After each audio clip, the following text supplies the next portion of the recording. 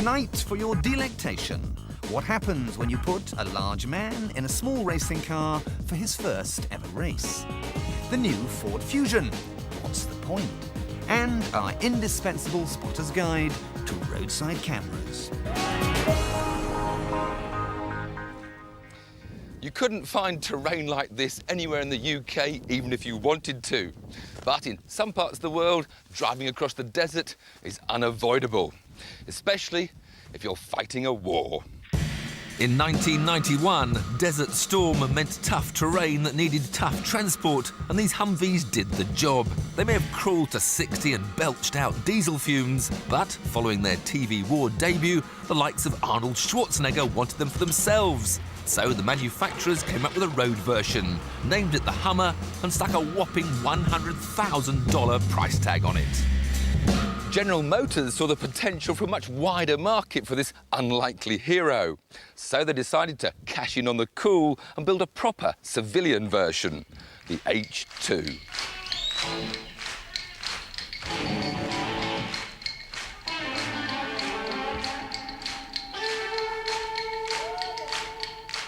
It is smaller than the original, but it's still absolutely huge. Unless, of course, you're an American. And that becomes even more apparent when you go to get in. Hey up.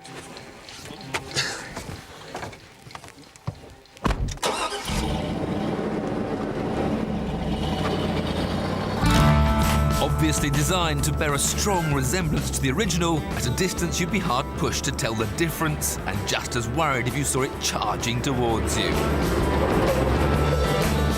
It seems to have a few more straight edges than the original, but the front end, the steep sloping windscreen and the narrow windows make no secret to the fact that the two are related. It's on the inside, though, that everything changes. The old Hummer was ridiculous, with a huge transmission tunnel dominating the centre, leaving room for just 4 seats in each corner. Now we have all the luxury and accommodation of a modern-day family car. You know, I so wanted to mock this as another example of pointless American excess, but I'm actually beginning to quite like it.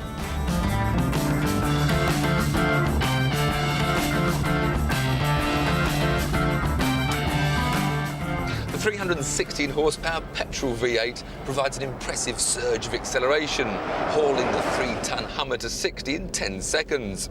The steering is surprisingly positive, and tarmac corners can be taken in style. But none of that speed stuff really matters. This car can cross a river, climb a wall, or drive over large obstacles without breaking into a sweat. This could be the most accomplished off-roader ever. But will that be enough to appeal to American SUV owners? Americans bored with their sports utility vehicles and not wanting to buy a European off-roader are going to love these, especially as you can now buy a Hummer for $49,000.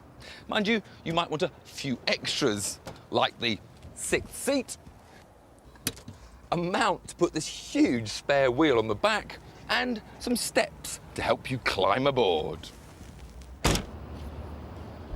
At first, it feels like you're driving something the size of a London bus, but you soon get used to it, and you certainly get a lot of respect when you want to change lanes.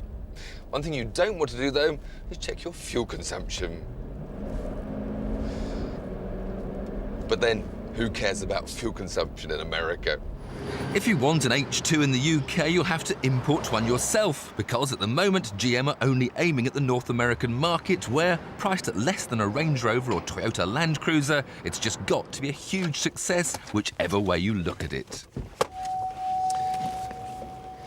You know, if the Needells were ever to move to America, I'd think very seriously about trading in the family M-Class for a Hummer H2.